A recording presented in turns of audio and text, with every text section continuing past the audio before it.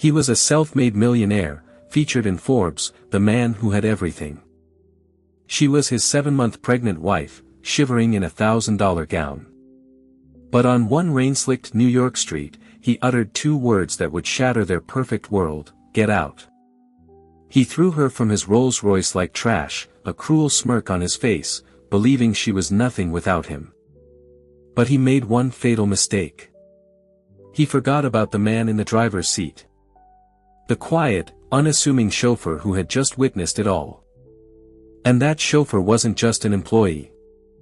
He was her billionaire godfather, and he was about to teach Julian Davenport the true meaning of power. On a rain-slicked New York City street, a 7-month pregnant woman stood shivering in a $1,000 gown. Her world had been shattered by the man she loved. Isabella Davenport had just been thrown out of a Rolls-Royce by her millionaire husband, Julian. His parting words echoed the screech of the tires. "You're an embarrassment. Find your own way home." As the tail lights vanished into the stormy night, Isabella was left alone, vulnerable and terrified. But Julian had made a fatal miscalculation. He saw a discarded wife, a problem he could leave on the curb. What he didn't see, what he couldn't possibly know, was that the silent man in the driver's cap held an unimaginable secret. He wasn't just a driver. He was her billionaire godfather. And he was about to unleash a storm of his own. The air in the back of the 2025 Rolls-Royce Phantom was as cold as Julian Davenport's heart. It was supposed to be a sanctuary of bespoke leather and polished burr walnut. A silent cocoon whisking them through the glittering canyons of Manhattan. But for Isabella, 7 months into a difficult pregnancy, it felt like a prison cell on wheels. Outside, the lights of the city blurred into streaks of gold and neon through the rain-spattered windows. Inside, the silence was a heavy, suffocating blanket. Julian hadn't spoken a word to her since they'd left the Metropolitan Arts Patrons Gala, one of the premier events on the city's social calendar. He just stared straight ahead, his jaw a tight knot of muscle under his perfectly sculpted stubble. His anger was a palpable force, radiating from his custom-tailored Tom Ford tuxedo. Isabella rested a protective hand on the swell of her belly, where their son was kicking restlessly as if sensing his mother's distress. "Julian, please," she whispered, her voice barely audible over the soft hum of the engine. He was being inappropriate. Mr. Sterling just stepped in to help.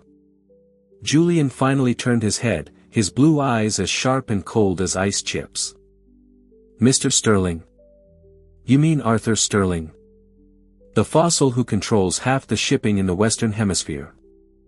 That Mr. Sterling?" His voice was a low, venomous hiss. "And what did you do, Isabella? You, my pregnant wife, caused a scene. You allowed that lecherous old real estate developer, Marcus Thorne, to corner you. And then you let Sterling, a man I've been trying to get a meeting with for 6 months, treat me like a schoolboy who can't control his wife." Tears pricked at Isabella's eyes. "He put his hand on my stomach, Julian. He was drunk and said something vulgar about the baby. Arthur Mr. Sterling was a gentleman. He simply asked him to step away." "A gentleman?" Julian scoffed, a cruel smirk twisting his lips. "He made me look weak in front of everyone. The press, my competitors, my investors. They don't see a gentleman defending a pregnant woman. They see Julian Davenport's wife being accosted and another, more powerful man stepping in. It's about optics, Isabella. Something you've never understood." Isabella shrank back against the plush leather. This was the Julian she had come to know and fear over the past 2 years. The public Julian was charming, philanthropic, a self-made real estate mogul featured in Forbes' 30 Under 30 just a few years back. He had swept her off her feet with grand gestures and promises of a fairy tale life. She was an art history graduate working as a junior curator, and he was the prince who saw her potential. But the private Julian was a different man entirely. He was a creature of intense insecurity, obsessed with status and public perception. Her family, with their modest academic backgrounds, was a source of quiet shame for him. Her simple tastes were an irritation. Her pregnancy, which should have been a joy, had become another variable for him to manage. He dictated her diet, her social appearances, even the designer of her maternity gowns, all to project the perfect image of a powerful, thriving couple. "I didn't mean to cause a scene," she pleaded softly. "I was just scared." "Scared?" he laughed, a short, ugly sound. "You're married to me. You have nothing to be scared of, except for embarrassing me. That's your only job right now, Bella. Look beautiful, be quiet, and don't embarrass me. And you failed spectacularly." She flinched at the nickname Bella, which once sounded like an endearment and now felt like a leash. Through the partition, she could just see the back of the driver's head. Mr. Peterson. He was a new driver, hired a few months ago through a high-end private security firm. An older man, always impeccably dressed, with a quiet dignity and kind eyes that she'd noticed in the rearview mirror. He was so unobtrusive he was practically invisible.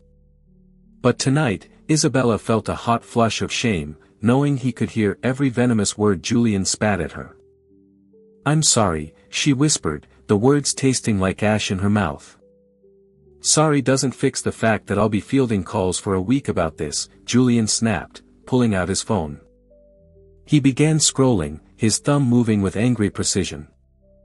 "I spend millions crafting an image of power and control, and you undo it in 5 minutes because you can't handle a drunk old man." Isabella turned to look out the window, a single tear tracing a path down her cheek. The rain was coming down harder now, lashing against the glass. They were crossing the Queensboro Bridge, the city lights a distant, indifferent galaxy. She felt as isolated as if she were floating in space. The man beside her was a stranger, the gilded cage he had built for her now revealing its sharp, cruel bars. And in her womb, her son kicked again, a tiny, insistent reminder of who she needed to be strong for. She didn't know how much more she could take. The drive back to their sterile, multi-million-dollar penthouse on the Upper East Side was excruciating. Julian continued to mutter under his breath, scrolling through social media, reading out tweets and mentions of the incident with a kind of masochistic fury. Julian Davenport's pregnant wife in altercation at Met Gala. Altercation? It sounds like a bar fight, he seethed, throwing his $20,000 Richard Mille watch-adorned wrist down in frustration. "This is a disaster." "It will blow over, Julian," Isabella said, trying to soothe him, though she felt anything but calm. A deep, cold dread was beginning to pool in her stomach. Blow over. He finally pocketed his phone and turned his full, wrathful attention on her. "You don't get it. Perception is reality. Today's forgotten tweet is tomorrow's failed business deal. My entire empire is built on the perception of unshakable success, of having the best of everything. The perfect business, the perfect home, the perfect wife." He gestured at her, his hand dismissing her entire being. "And you are proving to be imperfect." The word hung in the air, sharp and painful. Imperfect.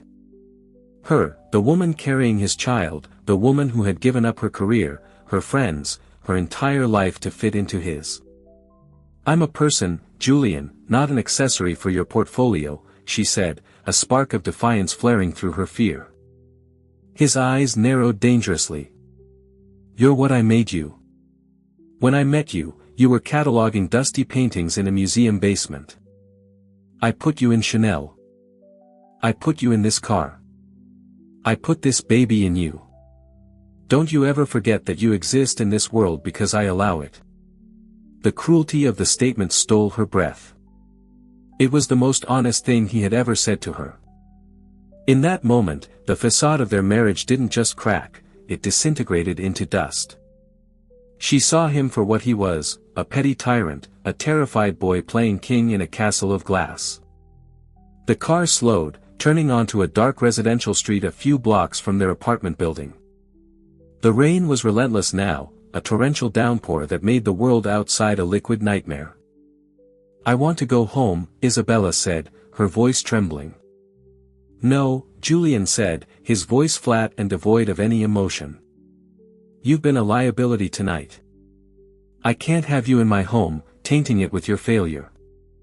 Isabella stared at him, uncomprehending. What are you talking about? He leaned forward and tapped on the glass partition. Peterson, pull over. The driver, Mr. Peterson, smoothly guided the Rolls-Royce to the curb, the engine purring almost silently. Julian, what are you doing? Isabella asked, panic finally seizing her. This isn't our building. He turned to her, his face a mask of utter contempt. I said you failed. And in my world, failure has consequences. You wanted to be independent. You wanted to stand up to Marcus Thorne on your own. Fine. Be independent. He reached across her and pushed the button, unlocking the doors. A cold, wet gust of wind swirled into the car. Get out. For a moment, Isabella couldn't process the words. It had to be a joke, a cruel, twisted test. Julian, stop it. I'm 7 months pregnant. It's pouring. Get out of my car, he enunciated, each word delivered with chilling precision. You're an embarrassment. Find your own way home. Maybe you can call your new friend Arthur Sterling for a ride. He unbuckled his seatbelt, leaned over, and physically pushed open her door. The rain immediately began soaking the hem of her silk gown. The sounds of the city-distant siren, the hiss of tires on wet asphalt rushed in. Julian, no, please, she cried, grabbing his arm. He ripped his arm away as if her touch had burned him. Don't touch me. His face was contorted with a rage that terrified her. He shoved her, not hard, but with enough force to make her lose her balance in the small space. Out. Sobbing, Isabella scrambled out of the car, her delicate heels sinking slightly into the soft asphalt of the street. The cold rain was an immediate shock, plastering her hair to her face and soaking through the thin fabric of her gown in seconds. She stood there trembling, one hand on her belly, as Julian leaned across the seat and pulled the door shut with a solid, final thud. She watched in disbelief as the car didn't move. She could see Julian's silhouette through the tinted window, gesturing angrily. Then, the driver's side door opened. Mr. Peterson, the quiet, dignified driver, stepped out into the deluge. He didn't even grab an umbrella. He walked around the front of the massive car, his face grim, and opened the rear door on Julian's side. Isabella could hear Julian's muffled shouting. What the hell are you doing? I give the orders. Get back in the car and drive. Mr. Peterson said something Isabella couldn't hear, his voice low but firm. Then, to her utter astonishment, Julian, the powerful, untouchable Julian Davenport, got out of the car. He sputtered, pointing a finger at the driver, but Mr. Peterson simply stood there, an immovable object in the storm. After another brief, heated exchange, Julian threw his hands up in disgust, turned his back on his own car, and stalked off down the street, disappearing into the rainy darkness like a phantom. Isabella was left standing, shivering and confused, as the driver, Mr. Peterson, walked calmly over to her. He took off his own suit jacket and, without a word, draped it over her trembling shoulders. The warmth of the wool was a small comfort in the biting cold. Come on, my dear, he said, his voice surprisingly gentle, yet filled with an authority that dwarfed Julian's blustering rage. Let's get you out of the rain. He gently guided her not to the back seat, but to the front passenger door, opening it for her. As she slid onto the warm leather, her mind reeled. Why had the driver kicked her husband out of his own car? Who was this man? He got back into the driver's seat, the engine still purring. He turned up the heat, and warm air began to flow through the vents, chasing away some of the chill. He looked at her, his kind eyes filled with a deep, sorrowful anger that seemed to be directed not at her, but at the world for what had just happened. Where are we going? She asked, her voice a broken whisper. He placed a comforting hand on the dashboard. "We're going somewhere safe. Somewhere he can never touch you again." He paused, his gaze meeting hers, and in that look, years of unspoken history seemed to pass between them. "It's all right, Isabella. You're with me now. You're with Arthur." The name hung in the air, suspended between the soft tick of the dashboard clock and the rhythmic swish of the windshield wipers. Arthur. The name of the powerful billionaire at the gala. The name Julian had spat out like a curse. It couldn't be. Isabella stared at the man beside her, really seeing him for the first time. Mr. Pedersano, Arthur was older, perhaps in his late 60s. He had a full head of silver hair, neatly combed, and a face that seemed etched with quiet wisdom and formidable resolve. His driver's uniform, now damp from the rain, looked strangely out of place on him.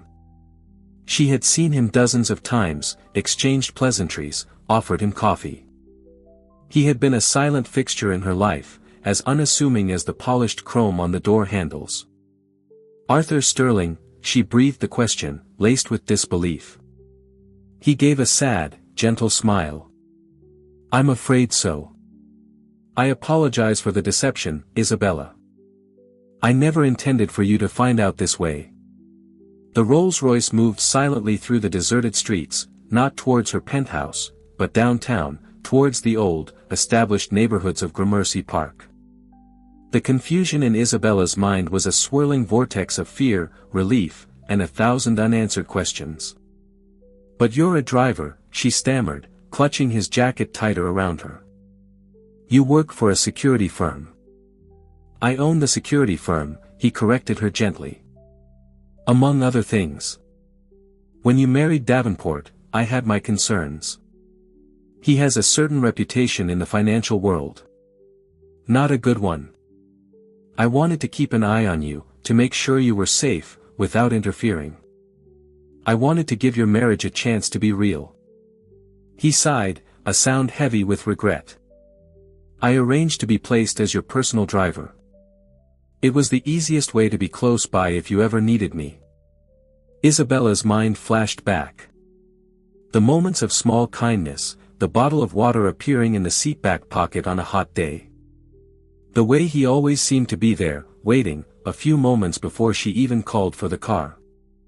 The time she'd felt faint while shopping, and he had calmly escorted her to a chair and returned with orange juice, speaking soothingly to her until she felt better. She had thought he was just an exceptionally good employee. "But why?" she asked, tears welling in her eyes again, but this time they were tears of confusion, not despair. "Why would you do all that for me?"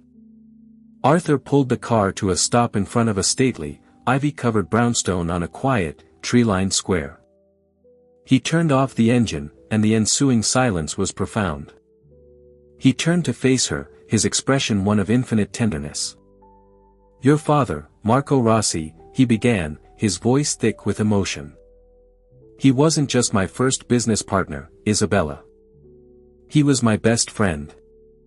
More than a friend. He was the brother I never had." Isabella's heart stopped. Her father. He had died in a tragic car accident when she was 12.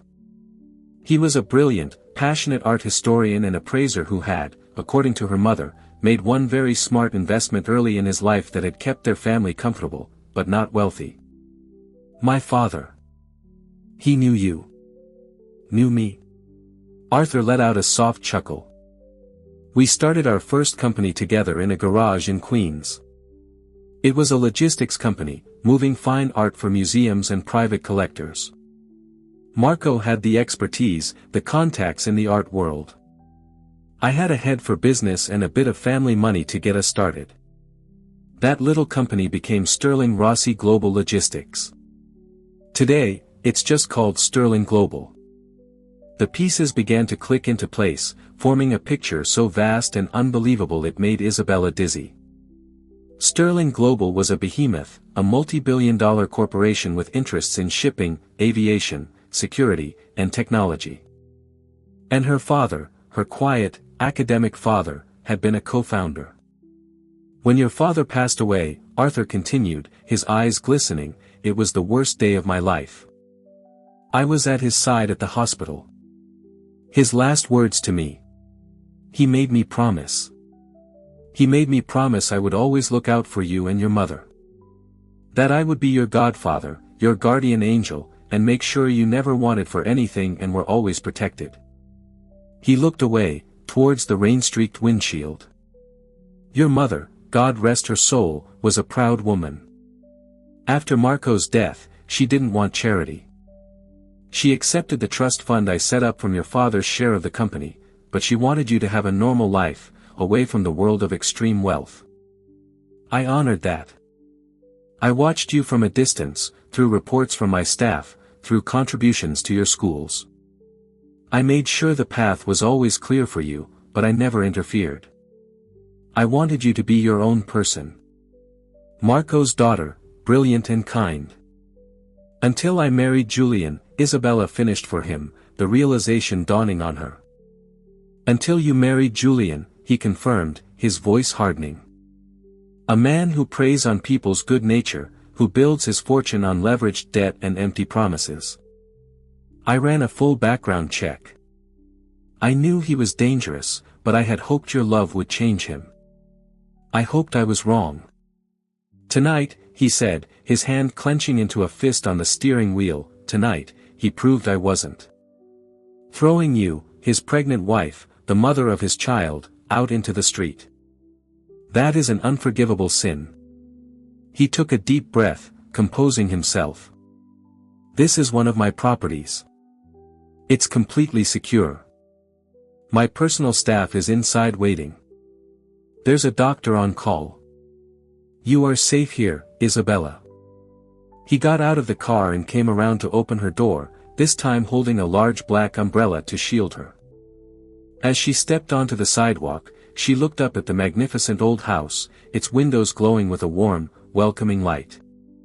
It looked like a sanctuary. For the first time in 2 years, she didn't feel like an accessory or an asset. She didn't feel like a possession. As Arthur Sterling, her silent guardian, her father's best friend, her billionaire godfather, gently led her up the steps, out of the storm and into the warmth, Isabella Rossi felt something she hadn't felt in a very long time. She felt safe. The inside of the brownstone was the antithesis of the cold, modern penthouse she shared with Julian. It was filled with rich mahogany, worn leather armchairs, shelves overflowing with books, and walls adorned with breathtaking art. Not the trendy, investment-grade contemporary art Julian favored, but masterpieces. A small, intimate Degas sculpture of a dancer. A vibrant Monet landscape. A charcoal sketch by Sargent that was so alive it seemed to breathe. It was a home, not a showroom. It felt like her father. A kind, matronly woman in a simple black dress whom Arthur introduced as Mrs. Gable, the housekeeper, immediately met them at the door. She took Isabella's wet jacket and wrapped her in a warm cashmere blanket, clucking with concern as she guided her to a plush sofa in front of a roaring fireplace. "I've taken the liberty of calling Dr. Evans," Arthur said, his tone all business now. "She's one of the best obstetricians in the city. She'll be here in 20 minutes, just to make sure you and the baby are all right after the chill." Isabella could only nod, overwhelmed. A hot cup of chamomile tea was placed in her trembling hands. The warmth seeped into her bones, a stark contrast to the icy dread that had filled her just an hour ago. Once Dr. Evans had come and gone, confirming that both mother and baby were perfectly healthy despite the scare, Isabella and Arthur sat opposite each other in the quiet, book-lined library. The storm still raged outside, but in here, with the fire crackling and the scent of old paper and wood polish in the air, it felt a world away. "My father's share of the company," Isabella began, her voice hesitant. "My mother told me he left us a trust. It was enough for our house, for my education. It was comfortable." Arthur leaned forward, his expression serious. "Isabella, your mother was a wonderful woman, but she had a very different view of money than your father or I did. The trust she allowed you to access was merely the interest and dividends from a small fraction of the main portfolio. She was terrified that great wealth would corrupt you, that it would rob you of your ambition and character. She wanted you to find your own way. He rose and walked to a magnificent antique desk. He unlocked a drawer and pulled out a thick, leather-bound portfolio, placing it on the coffee table in front of her. Your father's original stake in the company was 40%. I own 60%. We were partners. Over the years, through stock splits, acquisitions, and reinvestments, that 40% has grown. After your mother passed, full control of the Marco Rossi family trust reverted to me, as per your parents' will, to be managed on your behalf until your 30th birthday, or at my discretion, should circumstances require it.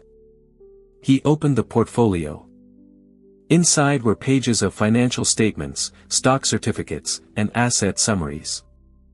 Isabella's eyes scanned the numbers, but her brain couldn't comprehend them. There were too many commas, too many zeros.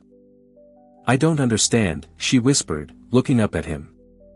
Let me be clear, Arthur said, his voice steady and kind. Julian Davenport is a millionaire. He likes to throw that word around. By most estimates, his net worth, which is mostly leveraged debt against his properties, is around $90 million on a good day. He tapped the final page of the summary in the portfolio. Isabella, this trust, your trust, is currently valued at just over $4.7 billion. The air left Isabella's lungs in a rush. She felt lightheaded. Billion. With a B. It was a number so vast, so astronomical, that it seemed like a fantasy. All this time, she had been living as Julian's dependent, walking on eggshells, terrified of his moods and his financial power over her, when all along, she possessed a fortune that dwarfed his into insignificance. My entire life, she trailed off, her mind reeling. Your entire life, you have been who you are because of your character, not your bank account. And that is exactly what your parents would have wanted, Arthur said firmly.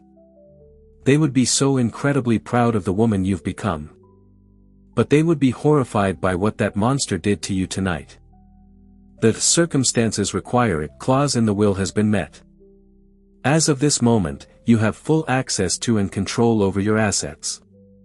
He closed the portfolio. You are not a victim, Isabella. You are not a damsel in distress. You are one of the wealthiest women in this country. And you are my goddaughter. Julian Davenport didn't just kick his pregnant wife out of a car. He kicked the daughter of Marco Rossi out of a car. And he did it right in front of me. A cold, hard fury began to replace the shock in Isabella's heart.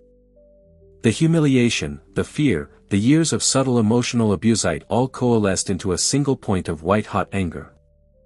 Julian hadn't just insulted her. He had insulted the memory of her parents. He had preyed on what he perceived as her weakness and her lower status. What do we do? She asked, her voice no longer trembling. It was steady and hard as steel. Arthur's lips curved into a thin, grim smile. He looked less like a kindly old man and more like the corporate titan he was, a shark who smelled blood in the water. First, we rest, he said. Tomorrow, I am making a call to Eleanor Croft. She is the most feared divorce attorney in the state of New York. She eats men like Julian for breakfast. Second, my forensic accounting team is going to start digging into Davenport properties. A man that arrogant and leveraged always has skeletons in his financial closets. We're going to find them. He leaned back in his chair, the firelight glinting in his eyes. He wanted to ruin your evening, Isabella. We are going to ruin his entire life. Julian Davenport woke the next morning with a blinding headache and a sour taste in his mouth. He was in the guest room of his latest conquest, Tiffany Monroe, a vapid Instagram model whose primary ambition was to marry into wealth. The memories of the previous night were hazy at first, then came rushing back with sickening clarity. The gala. Sterling's interference. The fight with Isabella. throwing her out of the car.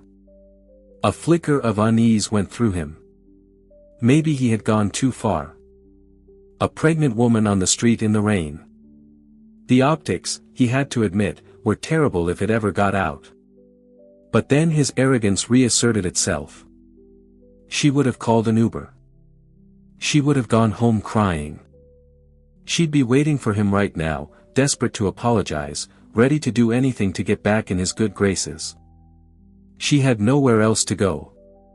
He checked his phone. No missed calls from Isabella. No frantic texts. Strange. He sent a curt message, "I trust you've had time to reflect on your behavior. I'll be home this evening. We will discuss the terms of your apology." Then, he spent the day in a series of self-important meetings, the incident slowly fading from his mind. He was Julian Davenport. He moved on. Problems fixed themselves around him. He arrived back at the penthouse just after 7 p.m., striding into the marble foyer, expecting to find a contrite Isabella. Instead, the apartment was dark and silent. A thick, ominous envelope with the insignia of a prestigious law firm sat on the center of the glass dining table. His blood ran cold. He tore it open. Legal jargon swam before his eyes, but the words, petition for dissolution of marriage, irreconcilable differences, and exclusive use and occupancy of the marital residence, stood out in stark, terrifying relief. She was suing him for divorce and demanding he be barred from his own home. He laughed out loud. The audacity. Her, a penniless curator, trying to take him on. She couldn't afford a real lawyer for more than an hour. This was a bluff, a pathetic, desperate cry for attention. He crumpled the letter and threw it in the trash. The next morning, his phone started ringing. It was his chief financial officer. "Julian, we have a problem," the CFO, a nervous man named David, said without preamble. "First National just called in our note on the Hudson Yards project. They're demanding full payment within 30 days. "What?" Julian barked. "They can't do that. We have a rock-solid payment schedule." "They're citing a material change in risk clause," David explained. "It's boilerplate. No one ever uses it." "Julian, who did you piss off?"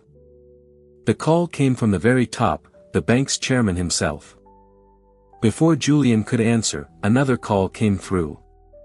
It was his primary investment broker. "Julian, sell orders are flooding the market for Davenport Properties stock. It's down 15% in pre-market trading. Someone is shorting us into oblivion. It's a coordinated, professional attack. I've never seen anything like it." Julian felt a wave of nausea. This was no coincidence. He stumbled over to his office window, looking down at the city below. Who had this kind of power? Who could cripple him with a few phone calls? And then the memory of the gala hit him like a freight train. Arthur Sterling. The man whose dinner invitation he had coveted for months. The man who had looked at him with such cold disappointment. The man Isabella had defended.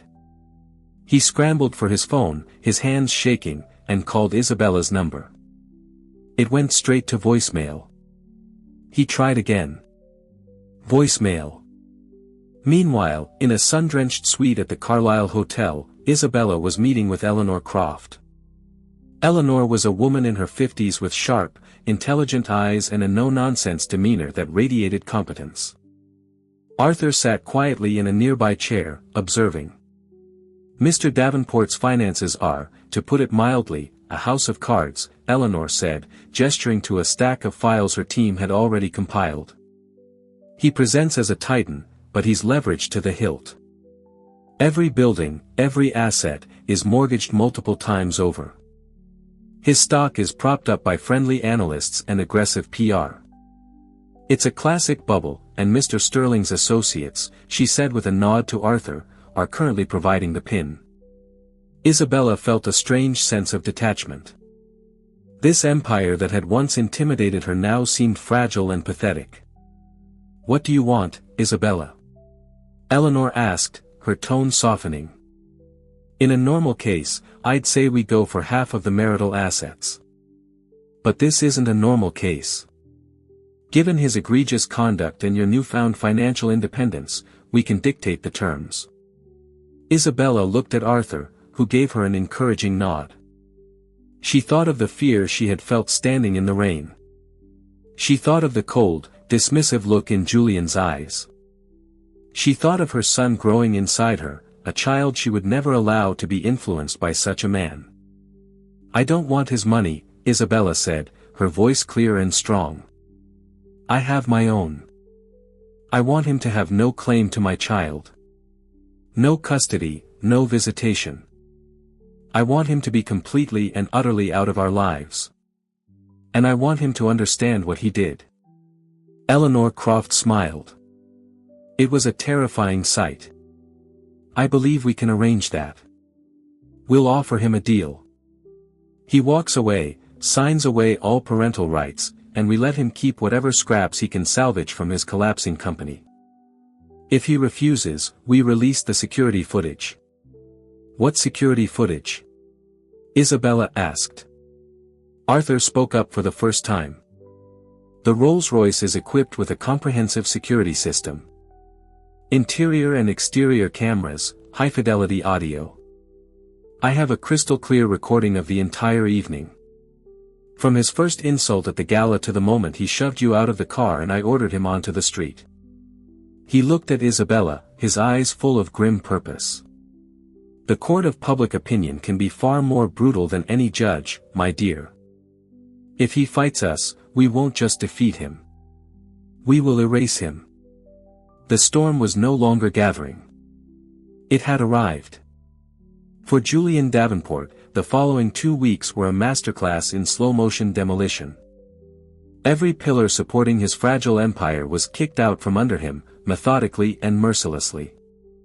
The short-selling attack on his company's stock was relentless. What started as a 15% drop became 30%, then 50%. Margin calls he couldn't meet forced him to liquidate his personal holdings at a catastrophic loss. Whispers started circulating on Wall Street that Julian Davenport was a fraud, that his valuations were smoke and mirrors. The friendly analysts who had once sung his praises now issued panicked sell ratings to save their own credibility.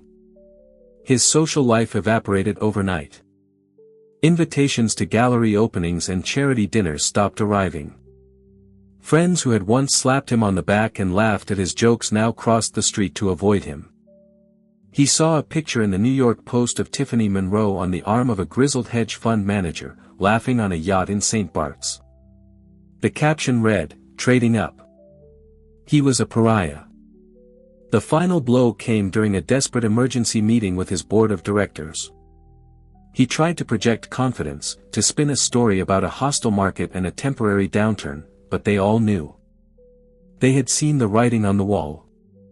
In the middle of his presentation, his personal assistant entered the room, her face pale, and handed him a tablet. On the screen was a short, 30-second video clip. It was grainy, shot from the corner of a car's interior, but the subjects were unmistakable. It was him and Isabella. The audio was horrifyingly clear. "Get out of my car." His own voice, cold and cruel, filled the silent boardroom. He watched himself shove his pregnant wife out into the pouring rain. The clip ended. His phone buzzed. It was a text from an unknown number. This is the discovery portion of the proceedings. The full 45-minute version is quite compelling. Your move. EC. He looked up at the faces of his board members. They were staring at him not with sympathy, but with pure, unadulterated disgust. His chairman, a man who had mentored him, slowly stood up, took off his glasses, and placed them on the table. "Julian," he said, his voice heavy with finality, "you're finished." That afternoon, Julian sat in the stark, minimalist office of Eleanor Croft. He was a changed man. The arrogance was gone, replaced by a hollow-eyed desperation. His bespoke suit seemed to hang off his frame. Eleanor slid a single document across the polished table. "The terms are simple, Mr. Davenport. You will relinquish any and all claims to Ms. Rossi's assets, both now and in the future. You will sign away, permanently and irrevocably, all parental rights to the child. You will agree to a strict non-contact and non-disparagement order. In exchange, the video and the full findings of our forensic accounting team regarding your creative business practices will not be made public. You'll be left with whatever you can scrape together from the ashes." Julian stared at the paper, his hands trembling.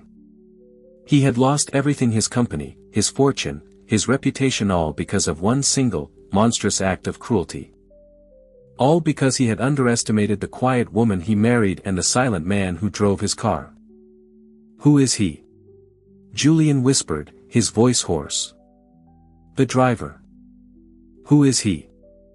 Eleanor Croft allowed herself a small, cold smile. "He is a man who keeps his promises."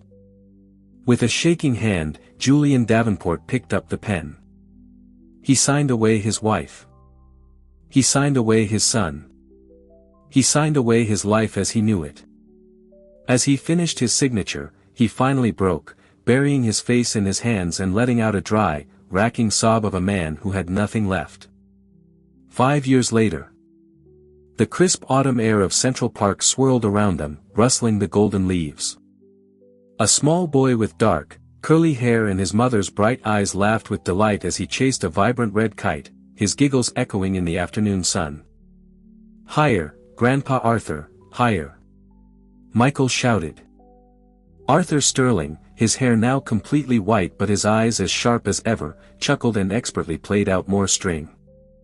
He looked over at Isabella, who sat on a nearby bench, a sketchbook open on her lap. She wasn't drawing the spectacular Manhattan skyline. She was sketching the two people who were her entire world.